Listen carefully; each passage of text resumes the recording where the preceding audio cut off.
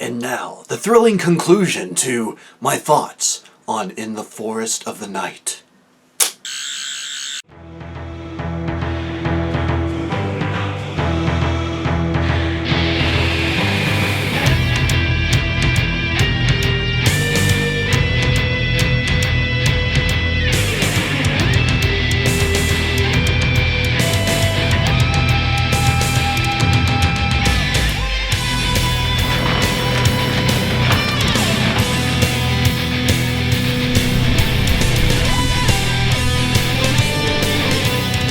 Hello everyone, PapaKenn here, and welcome to episode 96 of Discovering Doctor Who.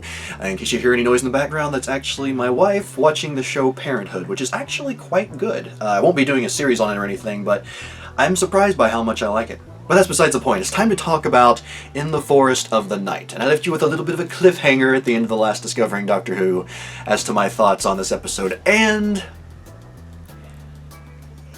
it's not that good. It's not. I'll get into my full thoughts on it later, but first let's start off with my favorite parts of the episode. Starting with number one, Maeve.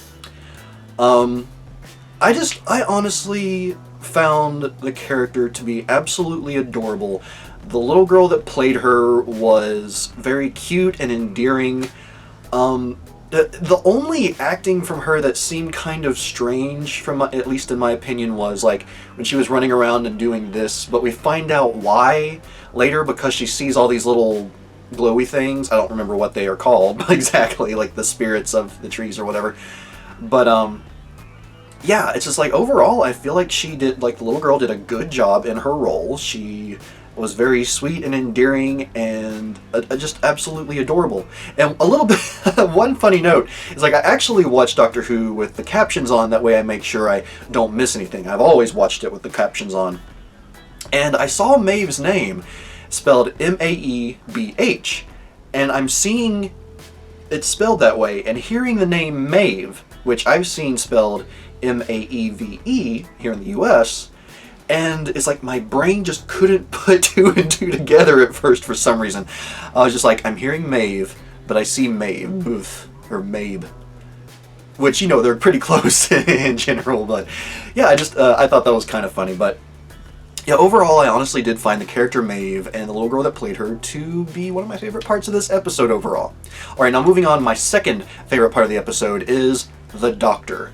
And to be completely specific, just Peter Capaldi in general. He did a great job in this episode. He did some absolutely amazing acting. I mean, he's been blowing it out of the water in his role as a Doctor for the most part. There was, I want to say, A Robot in Sherwood, I guess was the episode's name. It's like, that was the only one that I can really remember the Doctor kind of annoying me or anything, or me not really fully enjoying his performance. But yeah, it's just, he's been blowing it out of the water, and he did a great job in this episode as well. Just all of his quips, all the things he said were just, it was a lot of fun, really good, just a great performance from him. So yes, Peter Capaldi as the Doctor, another very big thumbs up in this episode. Now my third favorite part of the episode is the concept of the fireproof forest, or the fireproof trees. Now at first it was like, it seemed very strange, like all of a sudden it's like, you know, there are these trees everywhere and they can't be burned down, or it's like, you know, the people are trying to clear them out by burning them, but it has no effect. And at first I was very confused by that. It just seemed very strange, like maybe they were alien plants or something like that. But I don't know, just the concept of that I just found really interesting, and the way that it played in to, you know, the finale where we find out, you know, what the trees have grown for, the fact that they grew in order to protect the Earth from these solar rays. You know, whatever you may think of that specific plot point, you know, I just found it interesting. I found it creative. I found it to be a cool concept overall. So yeah, there's that. Now moving on, my fourth and final favorite part of this episode was sort of the commentary it had, or maybe like subliminal commentary, however you may see it, on medicating kids. And I actually took this a few different ways until I finally sort of settled on one definitive way for me. And I guess there's a lot of ways to see this, but you know, when the Doctor, or when they refer to Maeve needing medication, needing her pills, the way that the doctor responded, at first I kind of saw it as almost like an anti-medication message, which bothered me personally because, well, as some of you, or maybe all of you know, and if you don't, just to let you know, I suffer from depression and anxiety, and I take medication for that, and I don't know, it bothered me thinking that the doctor was just like, you know, all of a sudden very much against, you know, medication. But then I thought about it a little bit more, and I actually discussed a little bit with Jill after she watched the episode with me, and it seems more like the message that they're trying to portray is that it's so common that, you know, no matter what age, it's like, you know, people my age, older, or even kids go to a doctor and they have some issue going on. I guess the most common would be ADHD, that a lot of doctors will just automatically be like, oh, medicate them. And I don't like that approach. I personally find that medication can be very helpful. It can be a strong tool to help someone get through whatever they're going through, or to, you know, in cases like mine, fight depression, fight a chemical imbalance, or any, you know, mental issues a person may have. But especially when it comes to kids, so often, especially at Maeve's age, the way she was portrayed, I don't know what age that was supposed to be exactly, but I think it's reckless for doctors or anyone really to just be like, oh, there's something wrong with this kid, they need to be on medication. When, you know, they're just being a kid, or they're going through something, and there are so many other different things that can be tried. Like, in my opinion, medication should be a last resort, especially for kids, because their brain is still developing over time. At that age, it's like, you know, there's so many things that the brain still has yet to develop, that who knows what kind of effect, you know, the pills and medication could have on their brain. So, you know, there's therapy, there's all kinds of different things that can be tried that could very well work out. And, you know, medication should always be a last resort. So yeah, well, I was kind of on topic, but off topic as far as the episode goes, but that's what I feel the message that this episode was portraying in that little bit was. It's like, you know, you shouldn't just medicate kids, because kids see things, kids understand things in a different way than us as adults can process, I guess you would say. And it's like, you know, rather than giving the girl pills to shut her up, they should be listening to her. They should be listening to her and trying to figure out what's going on, because Maeve was the one that, in a way, kind of knew what was going on, or she was the one that was on the path to finding out what was going on. So yeah, that's a really complicated one, I admit. I may have sounded kind of ignorant there, because obviously I'm not an expert on these things, but yeah, that's the way the message came across for me in the end, and it's one of my favorite parts of the episode because of that. It was going to be an annoyance if I had honestly thought that the episode was just like anti-medication in general, but it wasn't. So yeah, it was one of my favorite parts of the episode, and actually my favorite final part of the episode. Now moving on, it's time for my annoyances. And some of these will probably be pretty close together, because I feel like they all kind of tie in together. So let's get into it. My first annoyance is that the episode is boring. I don't expect all episodes to have, like, you know, just constant action, something constantly going on. But once you get past the initial, oh my god, there's forests everywhere, that's weird, it doesn't really pick up that much. It doesn't really, it never really picks up, or it doesn't carry the theme very strongly, I guess, in my opinion.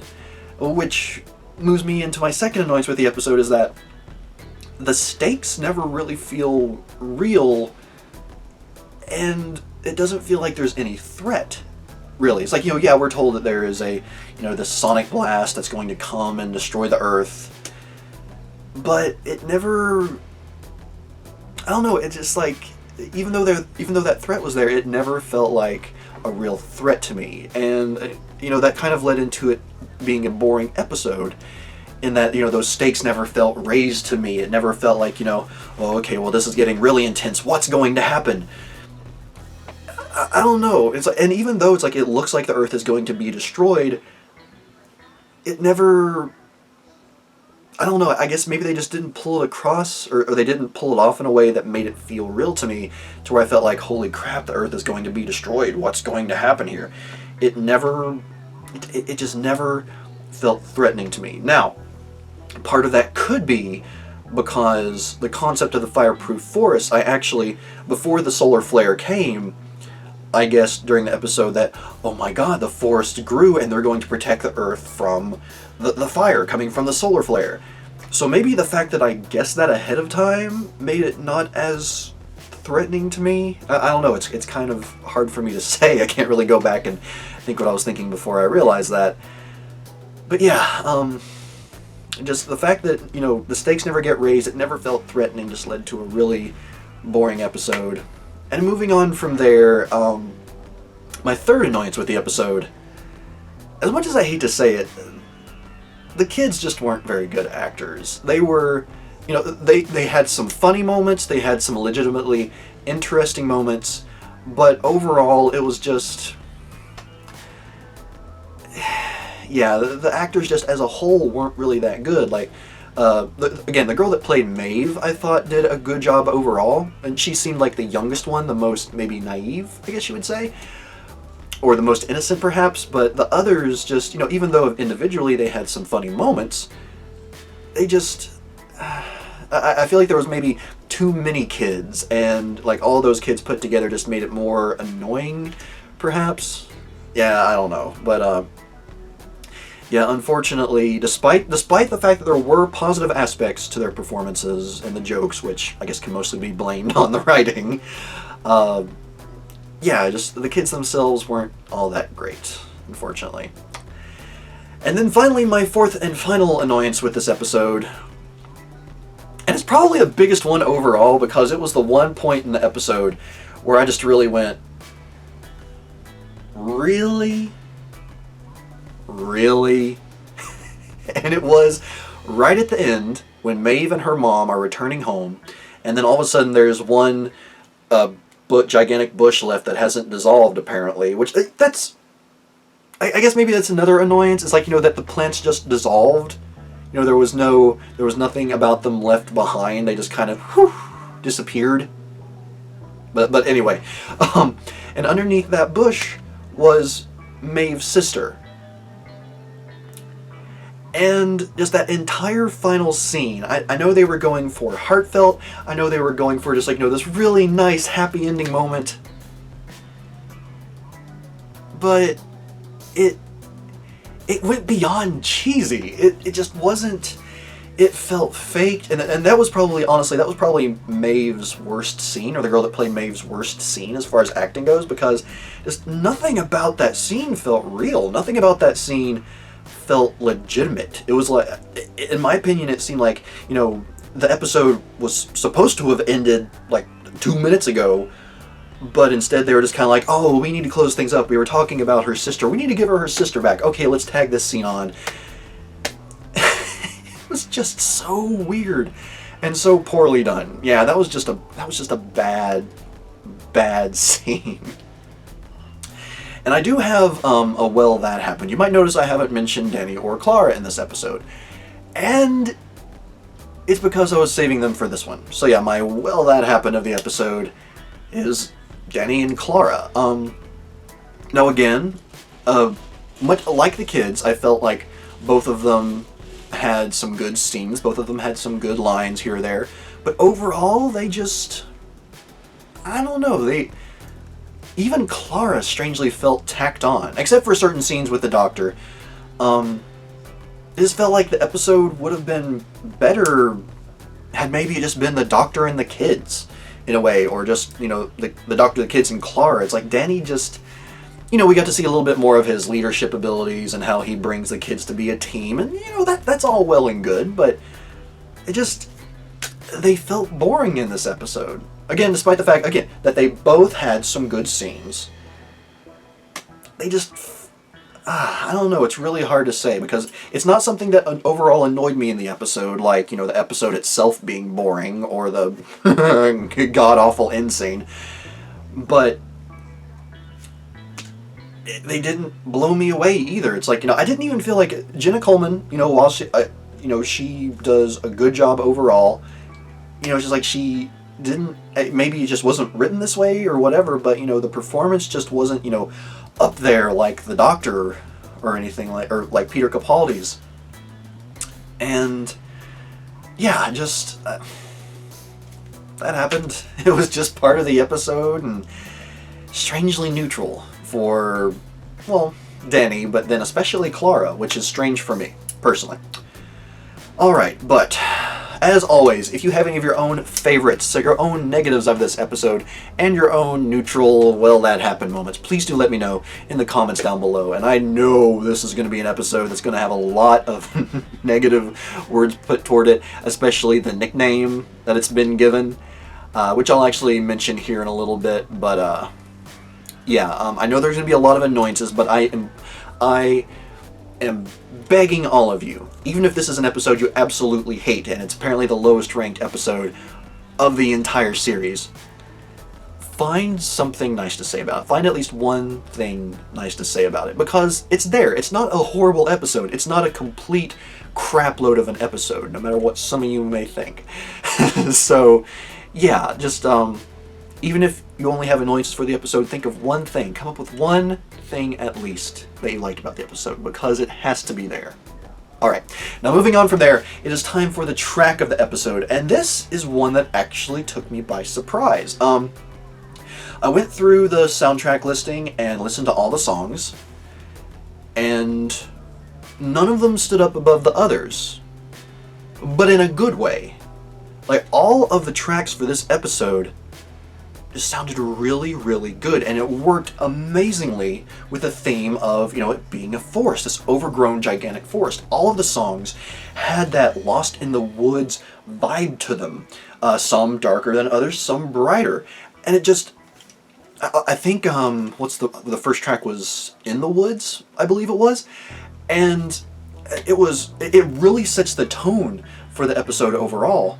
But just the entire soundtrack for this episode works really, really well. So, yeah, strangely enough, despite, you know, the negative things I've had to say about the episode so far, the entire soundtrack for this episode is gorgeous. It is so good. So, yeah, that's definitely probably the shining and possibly the absolute best part of this episode. So there you go with that. If you have any particular tracks for this episode that you prefer, please do let me know. You can go to Wikipedia and look up the soundtrack for Series 8. They have a listing. Go check them out on YouTube, or on, if you have the soundtrack yourself, you know, just go and check it out there. But, you know, let me know if you agree with me or not that all of the songs for this episode are really, really good. Interested to see what you all have to say. Alright, now moving on from there, it's time for the quote of the episode. And this was definitely an episode that was kind of lacking for good quotable lines, in my opinion. But there was one that just really made me laugh. It's definitely much better when it's delivered from the Doctor, but, you know, I'll try and do my best here to give it an adequate delivery. There is a frog climbing on my window. That was random. Anyway, quote of the episode. It's when the Doctor is talking to Clara on the phone. Yes, well, there are some things that I've never seen, but that's usually because I've chosen not to see them. Even my incredibly long life is too short for Les Miserables. And I think that the episode came out after the new movie Les Miserables came out. And, you know, even the plays are supposed to be really, really long. But I found that so funny. And I know it's probably one of the most geeky lines I could love, but I really, really like that. So yeah, that's my quote of the episode. Now, if you think there are any other lines that were better, perhaps, please do let me know, because I may have just forgotten them. But yeah, that's all I really have to say about that. Okay, though. Moving on from there, as for my overall thoughts on the episode, now, as I let you all know, I don't think it was that good. It honestly just wasn't that good of an episode. But as when it comes to the nickname that a lot of people, at least what I've seen in the comments, a lot of people have given this episode, In the Forest of the Shite, obviously instead of In the Forest of the Night, it doesn't really deserve that nickname. Now, it's not a good episode overall, but it's not on a level that I would consider absolute crap. The episode actually has a lot of really interesting concepts. It has a lot of really interesting ideas that it starts out with, or you see little sparks of, but they're never delivered on. It's kind of like they played it way too safe with this episode, or it was just a literal filler episode. Maybe it was like, maybe they were just thinking, oh, okay, well, we have the 2-part finale coming up, but we need another episode to complete this series, so boom, they made this one up. I don't exactly know, but it had a lot of really good ideas, and it had some nice parts to it. It had some really good positive parts, some funny parts, some really good acting from Peter Capaldi, decent to okay to not so good acting from the others. But yeah, for me, this episode just wasn't good. It was definitely a disappointment, especially compared to a lot of the other episodes in this series. In fact, I would probably have to say it's probably the worst of Series 8 so far. But that doesn't mean that I would consider it to be a pile of shite, as you might say. Yeah, it was decent enough. It had some good ideas that maybe they'll develop from in the future. Maybe they'll use some of the ideas that this episode kind of built on. I don't completely know. But yeah, well, again, then that and the dissolving trees. The fact that the trees that Oliver grew just dissolved overnight. Like, had they maybe shrunk a little bit, that'd be one thing, but they all just disappeared over the entire planet. Really? Really? That's heavily verging on fairy tale elements there, and, well, I mean, it's not like we haven't had fairy tale elements in the show before, but, there's usually some sort of, fallout when it comes to things happening like that. But not in this episode, apparently. So yeah, unfortunately, this is definitely one of the worst episodes that I've seen in a while. I still enjoyed it to a degree, though. But it's not going to be one I'll be revisiting. I will be revisiting the soundtrack for sure. But yeah, just wasn't that good of an episode. So that's that. Yeah. Alright, now everyone, thank you very much for joining me for this episode of Discovering Doctor Who 96, which gets us ever so much closer to me being caught up into the 100th episode. And before I sign off, if any of you are watching this on Friday, when this will hopefully be going out, just to let you know, I am going to be doing a live stream Saturday morning, which is 9 a.m. my time. If you look through your subscription box, you may be able to find the live event, and it will show you the time that it's going to begin. You can probably set a notification through Google. It gives you different utilities for that, or it should. But basically what the live event is going to be for is I'm going to be announcing a contest for the 1,000 subscribers on this channel. Or it's more of a giveaway, really, because I did something similar for 500 subscribers, and this time it's going to be a little bit bigger too. But I'm going to give you an idea of the things I'm going to be giving away, the way that it'll all work, and just lay out some of the ground rules basically, so that we can get everything straight. And yeah, I hope you all are excited for that. I know I'm excited to do it, but yeah, and then I'll also possibly have a date set for the actual giveaway video to go live itself, or maybe I'll do a live stream. I don't know. But either way, please do tune in on 9 o'clock Central Standard Time, or whatever time. I'll put a link here. It might tell you what the time is it'll be starting. But yeah, I hope you'll be able to join. If not, please do check out the video after it goes live, and you can get all the information you need in order to enter the giveaway.